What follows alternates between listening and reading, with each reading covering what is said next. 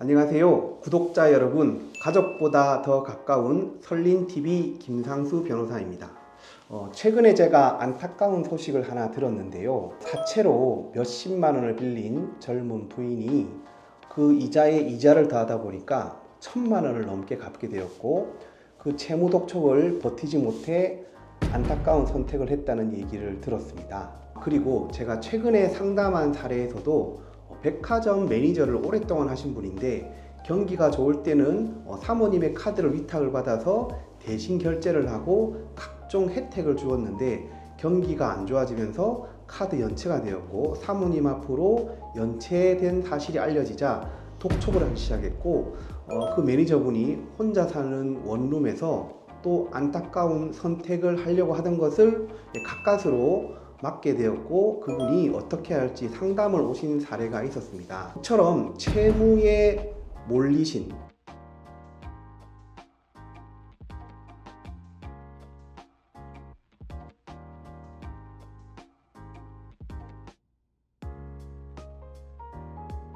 채권자들, 돈을 빌려준 사람들의 입장에서 돈을 갚지 못한 사람들을 마치 범죄자처럼 대우하는 경우가 많고, 그런 시각에서 사람을 대하기도 합니다. 그런데 이것은 매우 잘못된 시각입니다. 반드시 고쳐져야 합니다.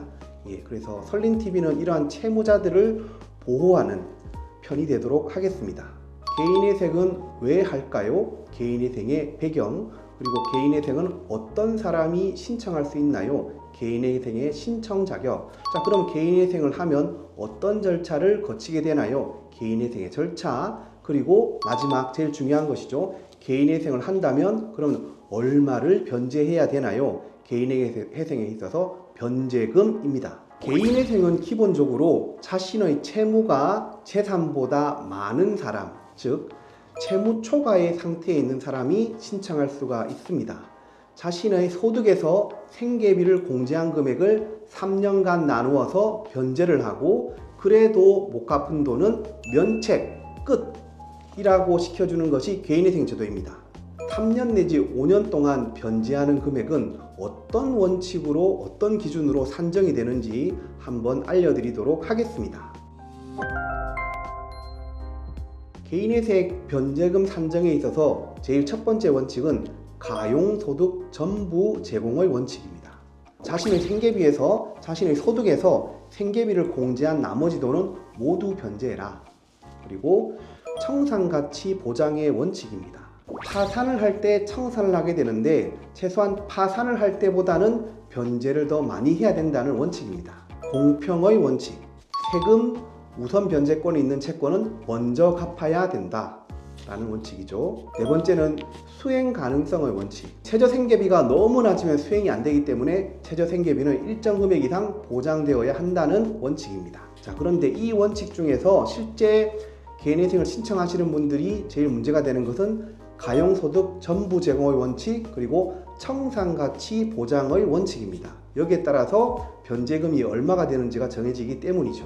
자, 가용소득 전부 제공의 원칙은 자신의 소득에서 생계비를 공제한 금액은 전부 변제해라 라는 원칙이라고 말씀드렸는데요. 자, 먼저 소득은 어떻게 산정을 할까요? 소득은 직장인의 경우 직전 연도 근로소득 원천징수 영수증을 통해 1년 급여의 평균을 내거나, 사업자의 경우 1년 소득의 평균을 소득으로 계산을 합니다. 소득에서 생계비를 공제한 금액, 즉 최저생계비는 부양가족 1인의 경우 2024년에는 133만원, 이후 부양가족이 한 명마다 약 70만원씩 올라가게 됩니다. 그리고 추가로 생계비를 공제할 수가 있는데요. 의료비, 집담보대출 이자, 주거비, 교육비 경우에는 추가로 생계비 공제가 가능하고요. 그리고 배우자의 경우에는 원칙적으로 부양가족으로 인정을 하지 않는데, 장년 소득이 없는 경우이거나 미성년 자녀가 있는 경우, 장애인이 있는 경우에는 부양가족으로 인정해 주기도 합니다. 이렇게 소득에서 생계비, 추가 생계비를 공제한 금액을 36개월에 나눠 갚으면 끝납니다. 자, 이렇게 되면 간편한데 여기서 걸리는 것이 하나 있습니다. 바로 청산가치 보장의 원칙입니다. 청산가치 보장의 원칙이라고 하면, 청산가치는 파산할 때 나오는 개념인데요. 내가 채무에 시달려서 내가 파산을 하겠다라고 했을 때 나의 재산을 전부 관제인에게 내어놔야 되고, 이때 청산가치를 산정을 하게 됩니다. 내가 가진 모든 재산을 관제인에게 내놔야 되는 것이죠. 이 청산가치가 최대한 보장이 돼야 된다. 즉 청산가치보다 낮은 금액을 변제하면 안 된다 이 말이고, 다시 말하면 개인 회생할 당시에 내가 가진 재산보다는 많이 변제를 해야 된다는 것입니다. 자, 이게 어떻게 설명이 되냐 그러면 한번 예를 들어 보겠습니다. 1인 가구이고요. 이 사람의 소득이 200만 원이라고 하겠습니다.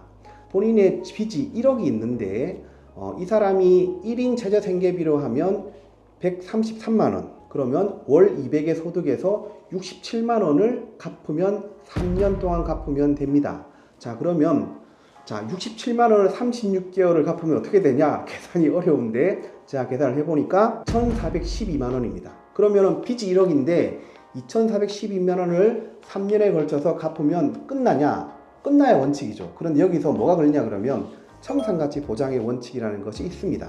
만약에 이 사람에게 부모님이 물려주신 땅이 있는데 이 시세가 5천만 원이다 라고 했을 때, 이때도 이 사람은 그러면 2412만 원 같으면 1억 빚을 전부 탕감받을 수 있느냐? 아닙니다. 이때는 청산가치 보장의 원칙이 적용되기 때문에 시세 5천만 원짜리의 땅을 자기의 청산가치에 넣으면은 2412만 원이 아니라 플러스 5천만 원, 7412만 원을 전부 갚아야 개인회생을 해주겠다는 것입니다. 자, 그러면 법원은 청산가치 보장의 원칙을 왜 만들었을까? 여러분들 원래 법에서 예정한 것은 채무자가 돈을 못 갚으면 파산을 하는 것이 원칙이었습니다. 즉 파산, 내가 가진 모든 재산을 채권자 앞에 내어놓는 것입니다. 자기는 모든 재산을 잃게 되는 것이죠. 그런데 이렇게 하면 너무 극단적이잖아요. 자기 재산을 다 잃어버리니까. 그러니까 그 파산을 할 때 내가 내어놓아야 하는 재산을, 이거를 내어놓는 게 아니라 3년 내지 5년의 기간 동안 나누어서 갚게 해주는 것이 개인회생 제도입니다. 그걸 고려해 본다면 청산가치 보장의 원칙, 파산할 때보다는 네가 많이 갚아라, 네가 청산할 때 내어놓을 재산보다는 많이 갚아야 한다는 것이 개인회생에서 청산가치 보장의 원칙입니다. 이것은 채권자 입장에서 보면은 지극히 당연한 것입니다. 만약에 제가 앞전에 드렸던 설명에서처럼 이 사람이 청산할 때는 5천만 원을 다 내놔야 되는데 지금 개인회생을 할 때는 2천만 원만 갚아도 된다고 하면 채권자 입장에서는 너무나 화나는 일이 되지 않겠습니까? 그러니까 원래 채무자 입장에서는 파산을 할 때 내어놓아야 할 재산만큼은 개인회생을 할 때도 내어놓아라, 즉 청산가치를 보장해라 라는 원칙입니다. 제가 처음에 말씀드린 것처럼 개인회생은 성실하지만 불운한 채무자들의 삶을 다시 살도록 도와주는 법원의 배려입니다. 채무자는 죄인이 아닙니다. 여러분들은 개인회생 제도를 위하여 다시 시작할 수 있는 기회를 가질 수가 있습니다. 지금까지 개인회생 제도의 기초에 있어서 마지막 편 변제금 산정 원칙에 대해서 설명해 드렸습니다. 지금까지 구독해 주시고 시청해 주신 구독자 여러분께 진심으로 감사를 드립니다.